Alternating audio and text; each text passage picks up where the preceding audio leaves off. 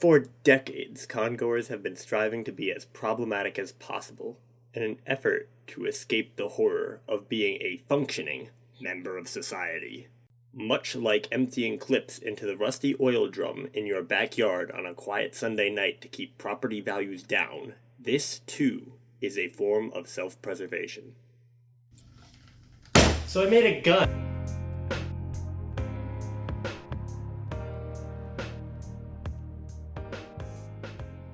I'm not as big a fan of Ruby anymore, but I'm not here to talk about how it peaked half a decade ago or whatever the fuck that thing is.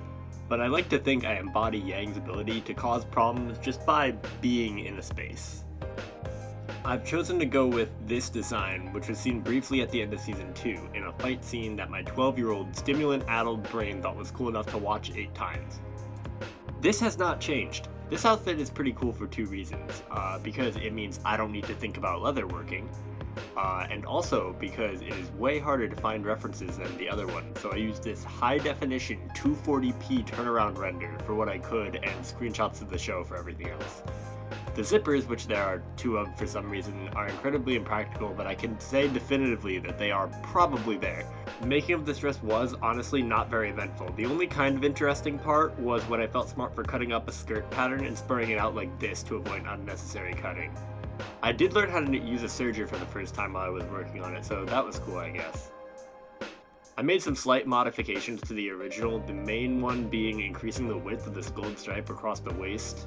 I think it was supposed to be a zipper or something. I bought a cheap sweatshop garter, which naturally broke almost immediately. Not to be deterred, I simply replaced the plastic with Warbler.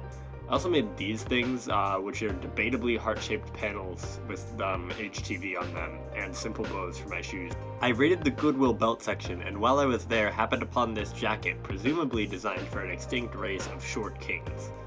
I cut it to resemble the shape from the show, and moved that part to the neck. Now I just look like a yaoi vampire. So I cut out some interfacing, and cut down the collar to a more reasonable size. I picked up some extra belt material and modified one of the belts to do this thing. I'm not sure why, but this is the second time now that I've seen this whack-ass belt and a half setup while I'm making costumes, so I'll probably post a short of the other one between this video and the next, so keep an eye out for that. I grabbed an old set of LEGO Mindstorms from the basement of my parents' house.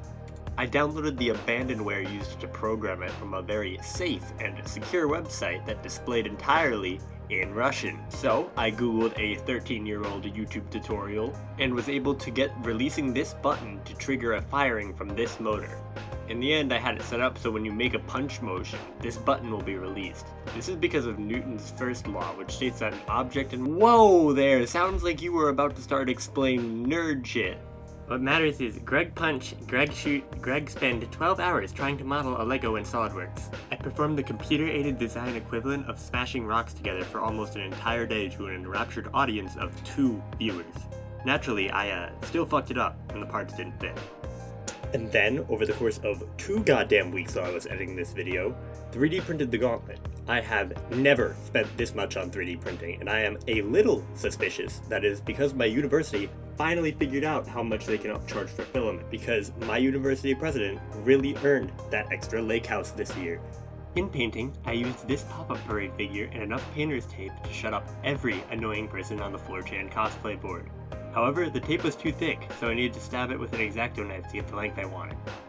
After several broken Dremel bits, many sheets of sandpaper, and 3 weeks of literally watching paint dry and plastic harden, I began to assemble the final product. At first, the motor was stalling when it tried to fire, but after 20 minutes of me willing the problem to fix itself, I realized I could just change the current. We still need to touch up the paint job. We do this by constructing a paint can and spraying the spray paint into it directly, then applying with a paintbrush. At the time of writing, everything has been measured out, and all that's left to do is purchase a couple extra Legos to work as a safety. In the meantime, I have jammed a Hatsune Miku chopstick into the chamber to prevent unintentional firing. A few weeks later, my Legos I ordered from Lithuania have arrived, so I can finally make proper safeties that I can forget to turn on. This video was very delayed due to the 3D printing and painting process, delayed enough that Rooster Teeth died of old age. For the next video, I'm going to try to keep my socials updated with my progress. You can follow me on Instagram, Twitter, or Twitter too. I don't have a TikTok because while making this video, I noticed a 10-cent folder on my phone. I don't know how it got there, but every time I delete it, it comes back. I am now convinced the CCP is out to get me, so if you like this content, consider subscribing so I can use YouTube Shorts and be targeted by my own government instead. If you don't like it, please comment your IP address so that I can quantum tunnel to your house and we can talk. Oh, it works!